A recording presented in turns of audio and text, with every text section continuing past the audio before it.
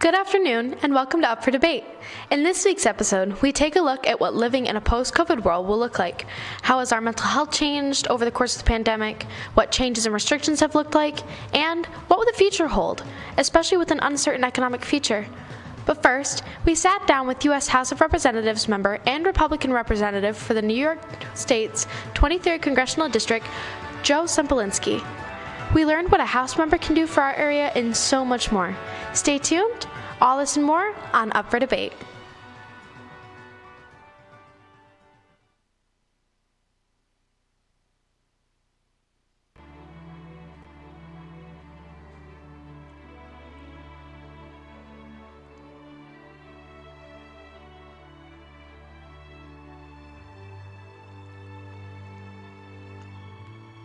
Joe Sempolinski is a Republican conservative who represented New York's 23rd Congressional District. He is a member of the House of Representatives who earned a bachelor's degree from Georgetown University before getting a master's degree from Yale University. He ran in and won the special election in August of 2022 to succeed Tom Reed, who he previously worked for as his campaign manager and district director. Originally from Elmira, he currently resides in Canisteo with his wife and 2 daughters. Mr. Sempolinski, welcome to the show.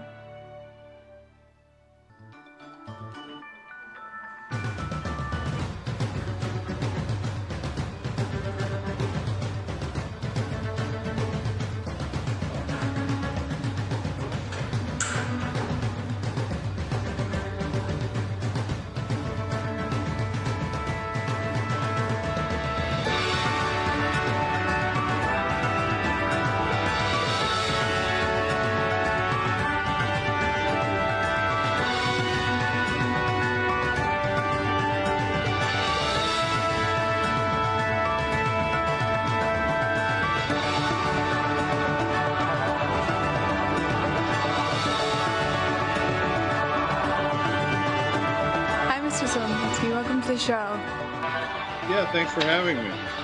Okay, we're just going to get right into the questions. So my first question for you is, a lot of our viewers are students who go to local high schools, and the only knowledge of government they have is from government classes that they've taken.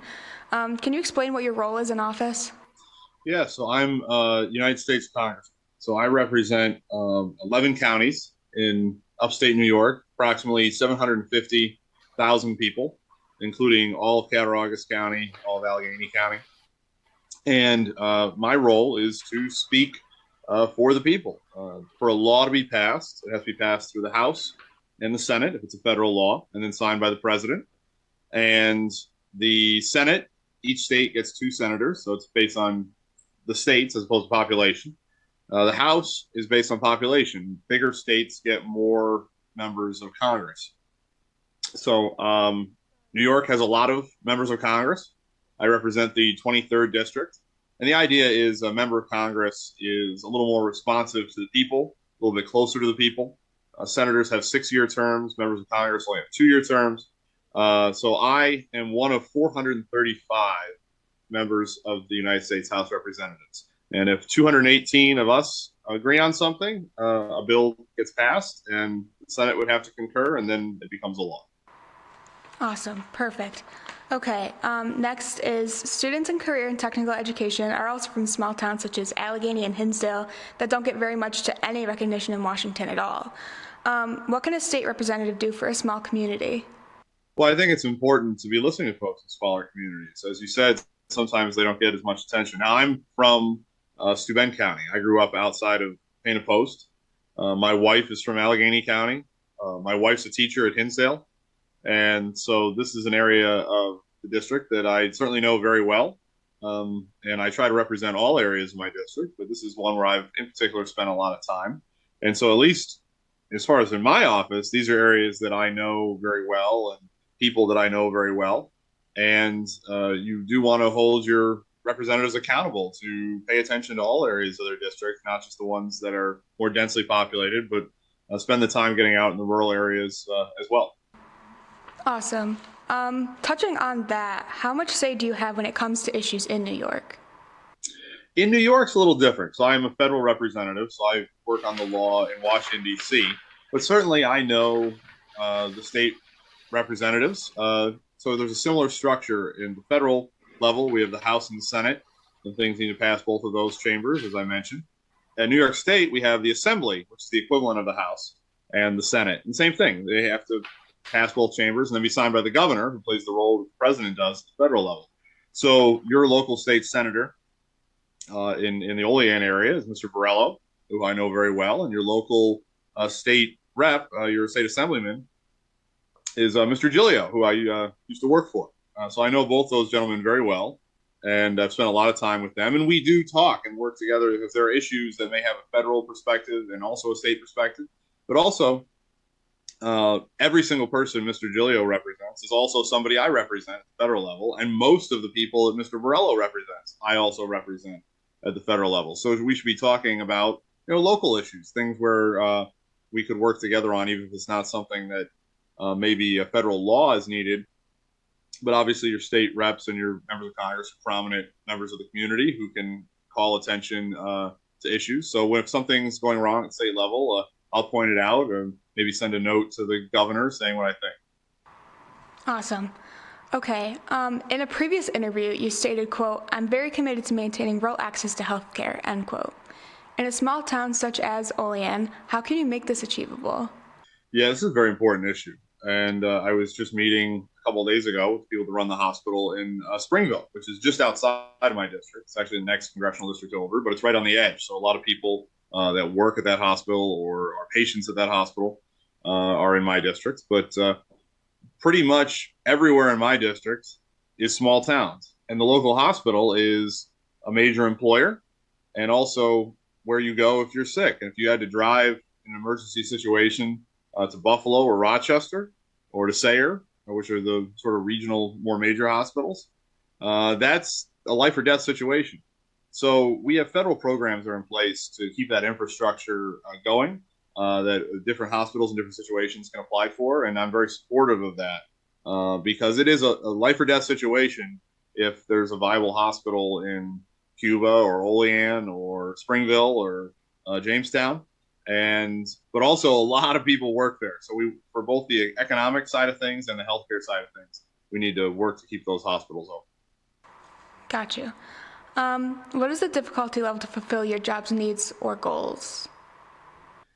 Well, I mean, the biggest trick is probably there's only so many hours in a day. My district is physically about the size of the state of New Jersey because it's a rural area, and districts are equal based on population. So if you're in New York City, you can get on a subway train and go through 3 congressional districts in an hour or so.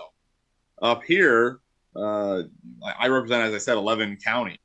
If you drive from the shore of Lake Erie in Dunkirk to the suburbs of Binghamton, you'll be in my congressional district, the one I represent, the entire time. And so that is one of the challenges when I'm home, is just getting around takes time. And time is the most valuable commodity there is. Speaking of time, when asked about your short term in office, you replied, quote, "It would be an honor to serve for 4 minutes," end quote. Can you elaborate on this? We're in a very unusual situation. Every 10 years, we readjust the lines. We do something called the census. We count every person in the United States of America. And as I said, the House is based on population. So you have to assign the proper number of House seats to each state. If a state is growing slower than other states, it gets fewer seats. If it's growing faster, it gets more seats. So New York State's growing slower than other states for a variety of reasons. And so we are losing House seats. And also we redraw the lines. And that's a political process. So we'll have a different district for the next 10 years. My predecessor resigned. And so we needed to have what's called a special election to finish the remainder of his term. But I was elected in the old version of the district, one we've had for the last 10 years. And then there'll be a new version of the district. So going forward, Allegheny and Cattaraugus will be with Chautauqua and Steuben and Chemung, just like they have been. But they'll also be in a district with a large portion of Erie County up by Buffalo. It's a very different configuration economically, politically. And so we needed somebody that knew the old district really well. But the new district, we're going to have an election in November between Mr. Langworthy and Mr. Delapia to see who the member of Congress is for the next term. So because of this very unique situation, I'll end up being a member of Congress for about 4 months. But the reason I said what I said about 4 minutes, and I say that a lot, and I mean it, is I speak for each and every one of you. Most people who have lived in this world have not had a representative form of government. They lived under some sort of tyranny or dictator or thug or bully. And we get to vote and pick who speaks for us. That's a really important thing. That's something most people haven't had the pleasure of having. And to be the person that's picked is a really profound honor. And I was born in this district. I was born in Elmira. I grew up outside of Painted Post. As I said, my wife is from this district. I live in Canisteo, outside of Hornell. And so these are the people that I've spent my entire life with. The people have given me everything. So to be the person that stands on the floor of the House and speaks for them, whether it's one time or many times. And so far, I've voted about 50, I think 57 times is the number of times I've voted on the floor of the House, 50-ish, somewhere in there. And each time is important. Each time I remember I'm speaking for you. I'm speaking for everybody that's listening to this call, unless you happen to be a resident of Pennsylvania. But if you live in New York on this call, I speak for you. And that's a very important and profound responsibility. Awesome. As you do speak for us, do you ever think that you would run for office again? Yeah, I'd certainly be open to that. I'm 39, which I'm sure sounds very old to students. And if I was a professional athlete, I'd be very old. But for politics, that's actually pretty young. There's 435 House members. I think I'm somewhere in the 20s as far as like the 25th or 27th youngest. So there's plenty of future ahead, and there's not a lot of people that can say they were a congressman. So it's a pretty good resume to either run for that seat again, should it become open, or run for a state position or something like that. It certainly would be something that I would be open to. For sure. If you were to set a goal or milestone to your time in office, what would that look like, and what would your main objective be? Yeah, I would say two of them. One is I want to be responsive to the people. So you may have seen in the press that I'm doing a series of town hall meetings. We're going to do one in every county, so that's 11. We've already done 3. We're doing 3 more this weekend. And you can't be a good representative unless you're talking to the people you work for. So I want people to know that I was speaking for them, that I was listening to them, that I was one of them, and have that be a legacy. Also, in particular, I serve on 2 committees in the House. And so if a bill is proposed, it's considered by a committee that covers the issue area that it falls under. So I serve on the committee on the budget, which sets how much money the government spends overall, and also the Education and Labor Committee, which covers anything that has to do with the workforce, anything that has to do with education in any way, shape, or form. I also serve on the subcommittee that covers early childhood, primary and secondary education. So one of the reasons I do a lot of time talking to students is because of that. And in that area, we've done a lot, even in the month I've been in office, and we're going to do a lot more on helping folks with disabilities. There's a lot of things with disabilities that fall under that committee's purview. I have a daughter with Down syndrome, so she's my inspiration for this, and trying to make things more accessible for those with disabilities. I've already managed the Republican side of the debate on the floor of the House on a bill to reauthorize the Helen Keller Center, which teaches folks who are both deaf and blind. We were able to pass that through the House in a very broadly bipartisan way. I'm the prime Republican sponsor on a bill to reauthorize a program for assistive technologies for those with disabilities. So in that particular space, I think we're going to we have been, we're going to continue to be very effective. And what's good about that is it's bipartisan. Both Republicans and Democrats tend to agree on those issues. I'm a Republican. Currently, the Democratic Party is in the majority in the House. So if I'm going to be effective, I need to stand up for what I believe in. When I disagree with the Democrats, say so. But if I'm going to get things through, I need to find something that we can all agree on to work on. I see. As you did talk about education, we are from the Career and Technical Education Center. What is your opinion on us and how it benefits the youth in our area? I think it's great. And I've already met with students in my time in office who are in similar programs. I think what's good about the programs that you all are in is it leads directly to employment. It leads to very tangible job skills. I can tell you when I was in high school, I was not running a news program. This is pretty neat.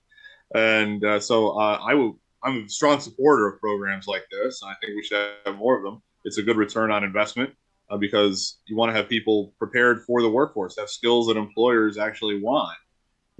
That is the single biggest issue I've heard over the last week as I've been out talking to people and doing my town hall meetings is employers can't find people to work.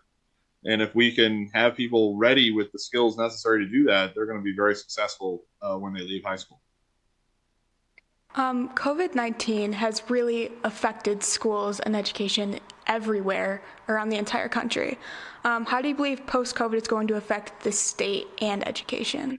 Yeah, that's one of the biggest issues we've been talking about on the Education and Labor Committee is that's a big concern. Learning loss is the term we put on it, where somebody wasn't in the classroom for a year or two and they're not where they should be. And as you said correctly, it's not just a local issue. It's something that affects everywhere in the country to some degree, or some places more than others, but to some degree. And so if we have a whole group of students, a whole generation that is then going to go into their adult life behind, not having received the education that they needed, the entire country suffers for that. Economically, socially, everyone is put in a worse place if you have an entire generation that's not where they need to be. Education is very important. So we need to be aggressive in trying to find out where is that problem the worst, what has caused it to be that way, what are solutions that are working around the country. So we had a hearing on the committee where we had administrators from different states, people that run the education department in their states, come and tell us, what's working, what's not working in their particular state. I remember I asked a question to the woman who runs education in the state of Tennessee, I believe it was. And she's the commissioner of education there. But, all right, what's working in Tennessee? Maybe we can learn from that in New York and other places in the country. Perfect. Is there anything you would like to add before we finish the interview? Well, I appreciate being able to talk to you, and I would encourage everyone to not only pay attention in government class, but to read the news and follow what's going on in the world. Form your own opinions and think critically about what's presented to you. This is a group of students I'm talking to. They're going to be voters very soon if they're not voters already. And I would encourage you, when you do turn 18, to register to vote, make your opinion known, and be part of the process. Our system of government only works if people are educated and people participate. So, as I said, most people who've lived in this world haven't had the rights and privileges that we do, and they are very dearly purchased by our forefathers and foremothers. And so I encourage you to take advantage of the freedoms that you have and participate in your democracy. Thank you so much, Mr. Semplinsky. It's been a pleasure having you. I really appreciate it. Awesome. Perfect. So that's the end of our interview. All right.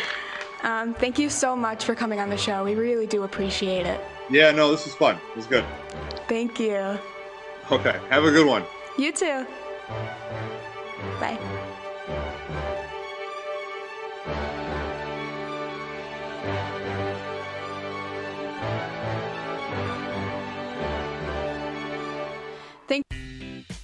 Welcome to AVP, Audiovisual Production. There's a lot you learn in this class, but most of the fun comes from your creativity. Every day starts the same with our daily check-in with Mr. Nadell, where we just talk about our day. Sometimes check-ins can be really funny. People get pretty animated. Projects aren't hard. Most of the time he gives us projects on stuff we learned so we understand the material. And get familiar with the Lumixes. They're super high quality, same with our broadcast equipment. We've got this red camera, and I just remember the first time I saw it, I would not stop mentioning it to my family. Do you know AVP has a red camera? We get our own booth where we do all our editing. We use softwares like Adobe Audition, Adobe Premiere, GarageBand, the works. We do a broadcast every other week. It's a little stressful, but it taught us to work as a team, I think. You're really like a family in here. You watch people grow.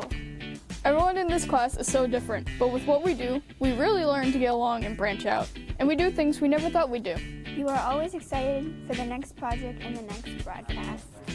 Out of the options that I had, it was either this or graphics in the end, so I've always had a passion for movies and cinematography and all that, so other than that, I just really felt like I would have fun here, so that was the choice.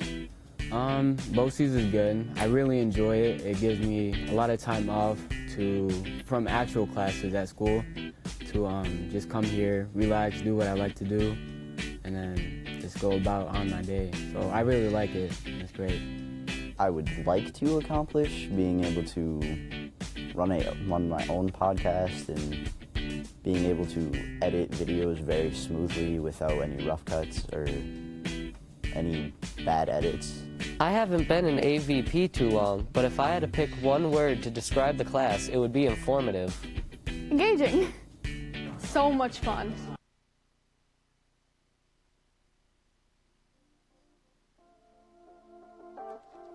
I'm in media communications. There's a lot you can do in the program, like if you really like art or you like photography or designing stuff, like it's all in one class. I believe that if you are pursuing photography and graphic design as a career, then this class definitely sets you up for that. Well, for photography, we do like photo shoots, we come in the studio, and for more of designing, like we can design magazines, movie covers, stuff like that.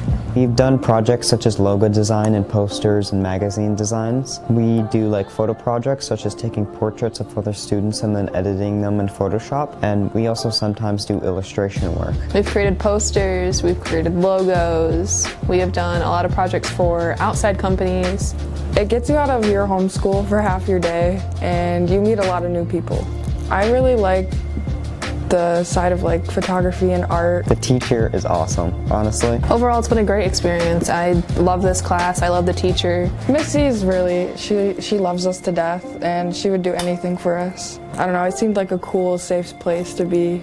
There's a lot of kids in there that are just like you and just want to create, and it's really beautiful. It's a very safe place to express yourself, and it's a very creative and safe environment to just be you.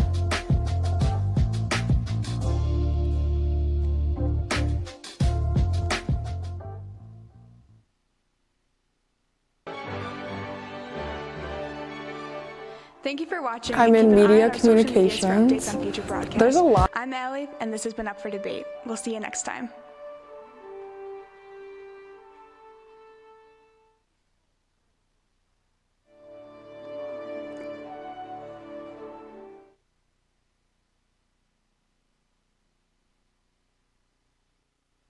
Ever since its discovery in late 2019, COVID-19 has been too huge impact in everyone's physically but also mentally. According to the CDC, symptoms of anxiety and depression have been on early 2020, peaking at almost 40%, second 31% of the US population having symptoms of anxiety, second depression, respectively, at the tail end of 2020, and only recently have the numbers began to come back down. However, COVID-19 has undoubtedly affected millions of people of all ages. Second, we'll continue to see how the mental and physical effects linger onward. What was it like during COVID and how has it changed for you now? COVID was kind of a stressful situation for everyone around the world. It presented a lot of conflict, and yeah. For me, it was pretty easy because I just stayed inside most of the time. Yeah. I mean, I can see people. That's nice. Yeah, I miss people. It was hard just because like we had to use masks and stuff, especially during sports. But now it's not that bad because it's not around as much, but that's about it. What was it like during COVID and how has it changed for you now? It was really rough because I had COVID a couple times, and ever since COVID kind of calmed down, it's been a lot better. I've been able to actually go out and do stuff with friends. That's been the big change, is friends, hanging out with people and stuff. What was COVID like for your family? Well, my dad is compromised, so COVID was very risky for him, as well as he's a first responder, so he was around it a lot. Luckily, my mom, with her job, was able to work from home, so she didn't have too many struggles with it, but my dad, it was pretty rough for. How did it affect your family? Not that bad because none of us really got it, I guess. That's good. Did you see a change in your grades? Yeah, when we were online, my grades were low, and then we had the option to go full online even when we were remote, and so I had to do that because I was going to fail if I didn't. But now my grades are good, kind of. The year that COVID got bad, I saw a big drop in my grades because of online learning, but since then my grades have progressively gotten better. I mean, I was an average student, and now I'm failing, so that was fun. Yeah, all of my grades dropped significantly. Did you see a change in your grades before and after COVID? Very much. During COVID is a lot worse because we all had excuses and we used them to our advantage. So, yeah. All right. Well, thank you for your time. COVID has been a horrible experience for everyone involved, from the vast restrictions always bogging us down to the rampant depression everyone was feeling at the time. But luckily for us, now that COVID is more or less out of the picture, we have finally seen some improvements with these restrictions being alleviated. For example, I don't even have to wear a mask anymore, which I absolutely love this change. But don't just take my word for it. Here's the opinion of a few of our students here at BOCES.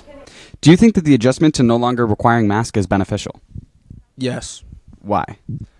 because masks restricted breathing a lot, made it difficult on me especially, but I think it helps you just breathe better. Yes, it is, because it's a lot easier to speak face-to-face, and you can tell their emotions. It's easier for everyone to breathe. It's way more comfortable and not having it on your face. I guess. I like masks, though. But it's so much more convenient finally being in class and able to do my work here. It makes it so much easier, especially since during remote learning, I could barely stay awake through half my classes, and it made it so much more difficult. But don't tell my teachers that. But don't take my word for it. Here's a few students here at BOCES who probably had the same issues. Do you think that remote and hybrid learning was more difficult than in-person learning? Yes, because of a lot of family distractions and the world around you. Yeah, I failed all my classes. Yes, I think that some of the teachers, because it was new to them, the same as it was new to us, they just didn't understand how it worked and made it more difficult on them to teach, so it made it more difficult for us to understand. I do. It required a lot more responsibility that you're really not used to, like waking up in the morning by yourself just to go on your computer. Like, you kind of had a choice, and it was really up to you. But one of my favorite parts about being back in school is the changes the teachers have made to themselves. They've become so much nicer and so much more lenient. Even in the cases where we probably shouldn't be getting away with stuff, we do. But that's just my opinion. Get out, go, get. Here's the opinion of a few other students here at BOCES, though. And lastly, do you think that the school experience has changed over COVID? Like, do you think teachers are more lenient, etc.? I think teachers are way more lenient. They realize how much we've kind of been through along with them, and they understand. Yes, I do. No, I thought they got stricter. I think it definitely has. Thank you for your time. I hope you enjoyed our little segment of this broadcast as we looked back at the restrictions and changes in them going forward. And speaking about going forward, I hope you look forward to going into the future.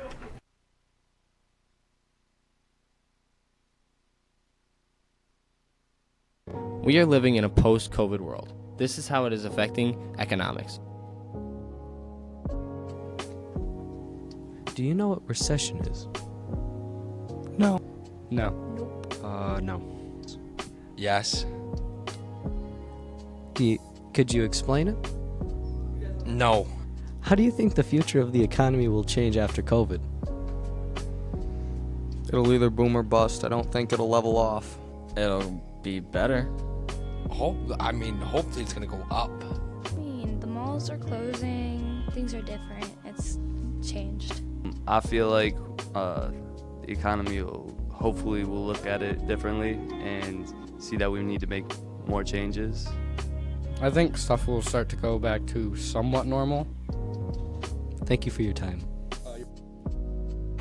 The Russian economy has been battered by economic and financial sanctions imposed after the invasion of Ukraine. Although the ruble, the Russian currency, has strengthened on the back of strong exports, revenues, and weak imports. Latin American currencies have done surprisingly well this year, but Brazil and many other countries in the region face challenging political environments, which could dampen domestic demand and growth, scare off foreign investors, and foment economic instability. Growth in nominal wages brought the average level in 2021 back to the pre-pandemic trend. Although there were differences across economics, Importantly, nominal wages growth in 2021 did not keep up with the price of inflation. In the United States, in the early months of COVID, tens of millions of people lost their jobs. According to the Pulse survey in October of 2021, nearly 20 million adults lived in households that did not get enough to eat, and 12 million were left behind on rent. Some people fear another event like the Great Recession of 2007, where similar circumstances occurred. The Federal Reserve took similar monetary policy steps in both recessions, cutting its target interest for monetary policy effectively to zero and implementing large-scale asset purchase. Without sufficient help from official measures, however, expansionary monetary policy was unsuccessful at simulating a rapid recovery or raising the inflation rate to the Fed's policy target of 2% following the Great Recession.